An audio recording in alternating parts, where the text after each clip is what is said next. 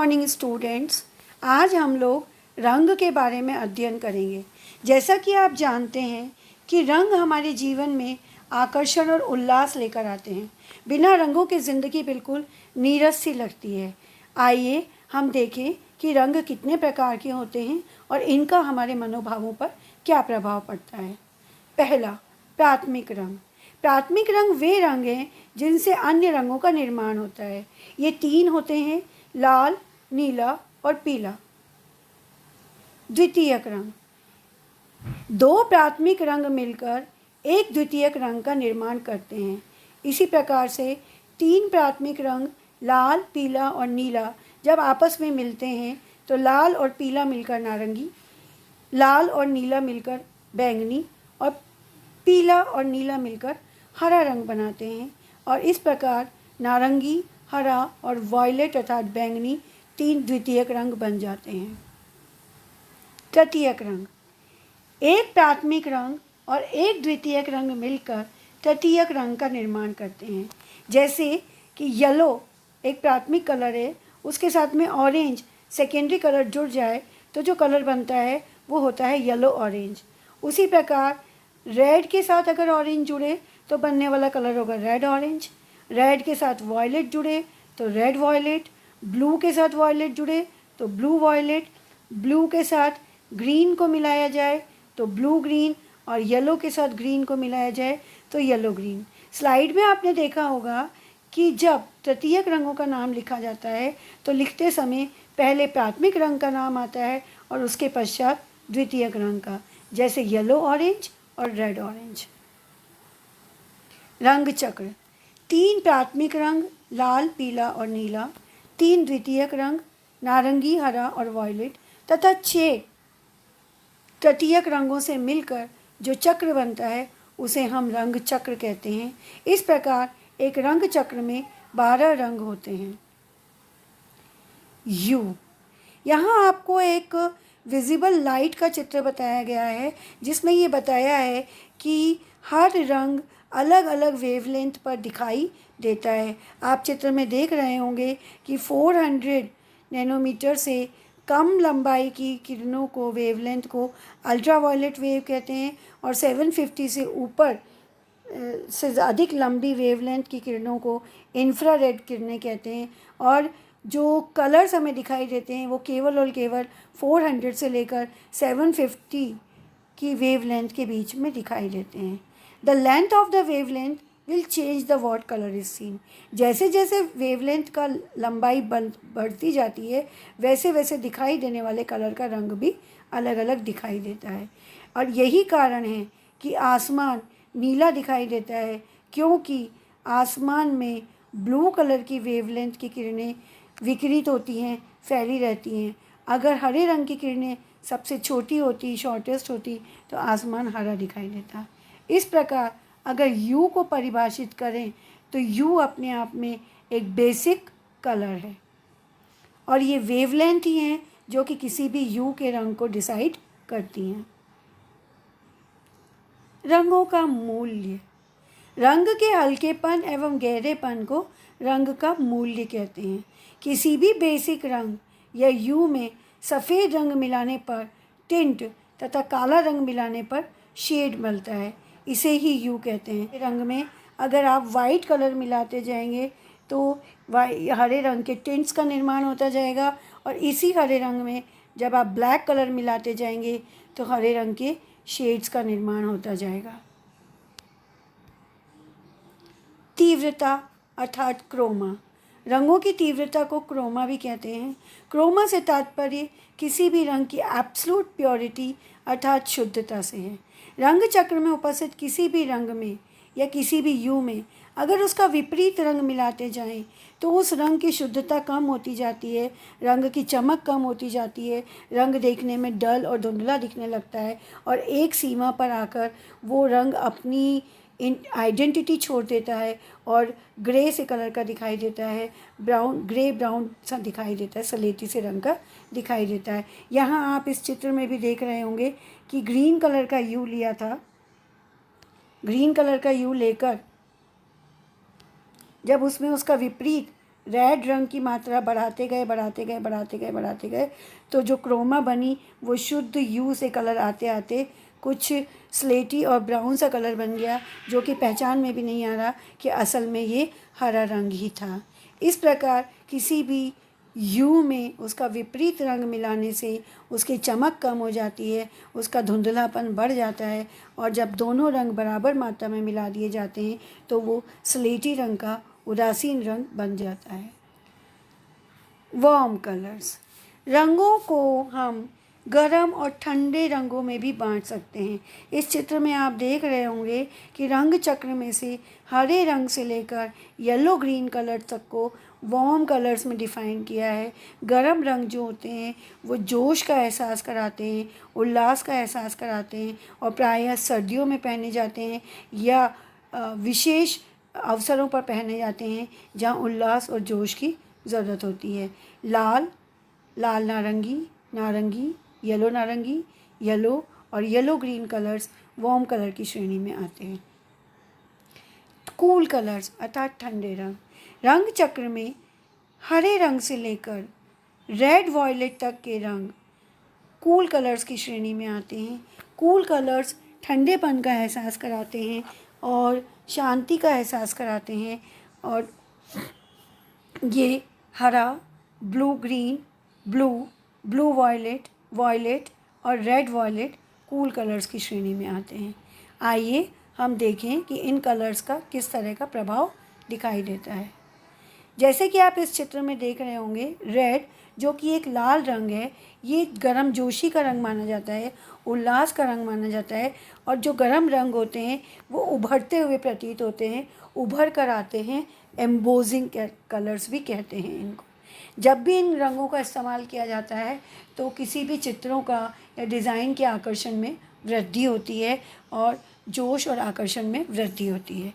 इसी प्रकार अगर हम कूल कलर्स को देखें, जैसे कि ये नीला रंग है, तो ये पीछे की तरफ जाता हुआ प्रतीत होता है, इसे रिसीडिंग कलर भी कहते हैं। और इस प्रकार के जो कूल कलर्स होते हैं वो डिज़ाइन को पीछे की तरफ लेके जाते हैं, बैकवर्ड की तरफ लेके जाते हैं।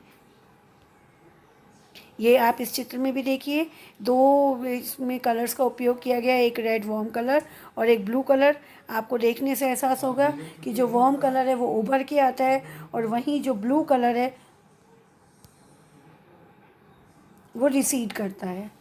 रंग संयोजनाएं, इन रंगों को जब डिज़ाइन में एक निश्चित क्रम में उपयोग किया जाता है तो अलग अलग रंग संयोजनाएं बनती हैं। विभिन्न रंग संयोजनाएं जिनका हम अध्ययन करेंगे उनमें है monochromatic colour scheme, analogous colour scheme, triadic colour scheme, tetradic colour scheme, complementary colour scheme, split complementary colour scheme, double complementary colour scheme और न्यूट्रल कलर स्कीम। आइए अब हम एक एक करके इन कलर स्कीम्स को देखें। मोनोक्रोमेटिक कलर स्कीम को एक रंगी रंग संयोजना भी कहते हैं, क्योंकि इसमें एक ही रंग का प्रयोग किया जाता है। रंग चक्र में से किसी भी एक रंग या ह्यू के टिंट व शेड्स का उपयोग करते हुए जब डिज़ाइन बनाई जाती है तो यह एक रंगी रंग संयोजना का उदाहरण बनता है। इस चित्र में आप देख रहे होंगे, हरे रंग के ह्यू को उठाते हुए उसके टिंट्स और शेड्स का इस्तेमाल करते हुए कितनी खूबसूरती से एक नाशपाती की डिज़ाइन बनाई गई है। एनालॉगस कलर स्कीम अर्थात समदर्शी रंग योजना, रंग चक्र में पास पास उपस्थित किन्हीं तीन रंगों के टिंट एवं शेड्स का उपयोग करते हुए डिज़ाइन बनाई जाए तो उसे समदर्शी रंग योजना कहते हैं। इस चित्र में रंग चक्र में से आप पास पास उपस्थित लाल, लाल नारंगी और नारंगी रंग का इस्तेमाल करते हुए, उदाहरण के लिए तीन रंग लिए जाएं और जो डिज़ाइन बनाई गई है ये देखिए, इसमें येलो ऑरेंज और रेड कलर, इन तीन रंगों का इस्तेमाल करके ये फ्लावर डिज़ाइन बनाई गई है। एनालॉगस कलर चूँकि देखने में एक जैसे से लगते हैं तो इनका प्रभाव अलग ही निकल के आता है, और चित्र में दिए रेखा चित्र के द्वारा इसको प्रतिलक्षित किया जाता है, दर्शाया जाता है।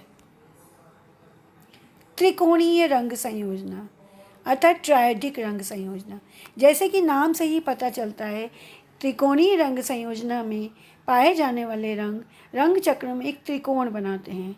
रंग चक्र में समान दूरी पर उपस्थित तीन रंग उठाते हुए शुद्ध रंग या उनके टिंट एवं शेड्स का उपयोग करते हुए जब डिज़ाइन बनाई जाए तो जो संयोजना बनकर आती है वो त्रिकोणीय रंग संयोजना बनती है। इस चित्र में जो रेखा चित्र में आपको कलर तीन दिखाए हैं वो तीनों प्राथमिक रंग है, और जो इसके डिज़ाइन एप्लीकेशन दिखाई गई है वो तीनों द्वितीयक रंग हरा, नारंगी और वॉयलेट कलर का उपयोग करते हुए डिज़ाइन का निर्माण किया गया है। ट्रायडिक कलर स्कीम से यह डिज़ाइन में एक अलग ही आकर्षण और उठाव उभर के आता है। चतुष्कोणीय रंग संयोजना। रंग चक्र में से समान दूरी पर उपस्थित चार रंगों का चयन करते हुए उनके ह्यू, टिंट एवं शेड्स का उपयोग करते हुए जब किसी डिज़ाइन का निर्माण करते हैं जो चतुष्कोणीय रंग संयोजना बनती है। इस चित्र में आप देखिए दो प्राइमरी कलर हैं रेड एंड येलो, एक सेकेंडरी कलर है ग्रीन और एक टर्शरी कलर है ब्लू वॉयलेट। चारों रंग चक्र में समान दूरी पर हैं और एक चतुर्भुज का आकार बनाते हैं, चतुष्कोण का आकार बनाते हैं, और इन्हीं चारों रंगों के उपयोग से जब ये एक डिज़ाइन बनाई गई तो कितनी खूबसूरत डिज़ाइन बनी है। Complementary colour scheme. कॉम्प्लीमेंट्री अर्थात एक दूसरे को कॉम्प्लीमेंट करना, इसे हिंदी में विपरीत रंग संयोजना भी कहते हैं। रंग चक्र में से कोई दो विपरीत रंगों का चयन करते हुए जब उनके टिंट एवं शेड्स के उपयोग से डिज़ाइन का निर्माण किया जाता है तो विपरीत रंग संयोजना बनती है। और इसको दो चित्रों के माध्यम से आपको दिखाया है।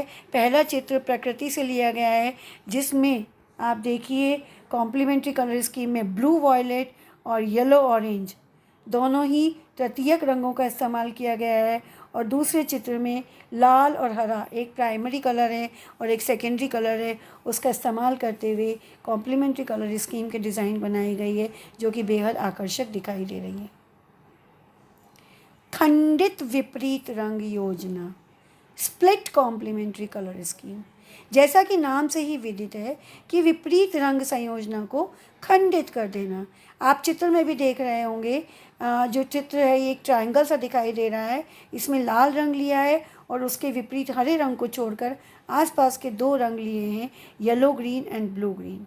अगर हम डिफ़ाइन करें तो रंग चक्र में से कोई भी दो विपरीत रंगों का चयन करते हुए दूसरे रंग को छोड़कर, यानी कि विपरीत रंग को छोड़कर उसके आसपास के दोनों रंगों के ह्यू या टिंट एवं शेड्स का उपयोग करते हुए जब हम डिज़ाइन बनाते हैं तो खंडित विपरीत रंग संयोजना बनती है, और बेहद खूबसूरत ड्रेस के रूप में ये डिज़ाइन आपको इसकी खंडित विपरीत रंग संयोजना की एप्लीकेशन दिखाई गई है जिसमें तीन कलर्स का इस्तेमाल किया है। एक ग्रीन है, एक ऑरेंज है और एक वॉयलेट शेड है। खंडित विपरीत रंग संयोजना। दोहरी विपरीत रंग योजना, डबल कॉम्प्लीमेंट्री कलर स्कीम। रंग चक्र में स्थित दो रंगों के साथ एक प्रधान रंग एवं एक सहयोगी रंग तथा इन्हीं दोनों के दो विपरीत रंग का उपयोग करते हुए जब रंग संयोजना बनाई जाती है तो इसे दोहरी विपरीत रंग संयोजना कहते हैं। इस योजना में दो रंग प्रमुख होते हैं, यानी कि दो कॉन्ट्रास्ट कलर्स प्रमुख होते हैं और दो रंग सहायक होते हैं। उक्त चित्र में भी आप देख रहे होंगे येलो और वॉयलेट। येलो का कॉन्ट्रास्ट वॉयलेट हमने मुख्य रंगों के रूप में इस्तेमाल किया है और येलो ग्रीन और रेड वॉयलेट को हमने सहयोगी रंगों के इस्तेमाल करते हुए दोहरी विपरीत रंग संयोजना की डिज़ाइन बनाई है। उदासीन रंग संयोजना, न्यूट्रल कलर स्कीम। जब हम उदासीन रंगों जैसे कि काला, सफ़ेद, भूरा या स्लेटी का उपयोग करते हुए कोई सजावट करते हैं तो इसे उदासीन रंग संयोजना कहते हैं। इस प्रकार की उदासीन रंग संयोजना देखने में बहुत आकर्षक तो नहीं लगती, लेकिन फॉर्मल अरेंजमेंट जहाँ करना होता है, औपचारिक अरेंजमेंट जहाँ करना होता है जैसे कि ऑफिसेस में, तब हम वहाँ पर उदासीन रंग संयोजना का उपयोग करते हैं। आज आपने अलग अलग रंगों के अलग अलग प्रभाव मनोभावों पर देखे और साथ ही विभिन्न प्रकार की रंग संयोजनाओं का अध्ययन किया। मुझे आशा है कि आपको ये विषय अच्छी तरह से समझ में आ गया होगा। धन्यवाद।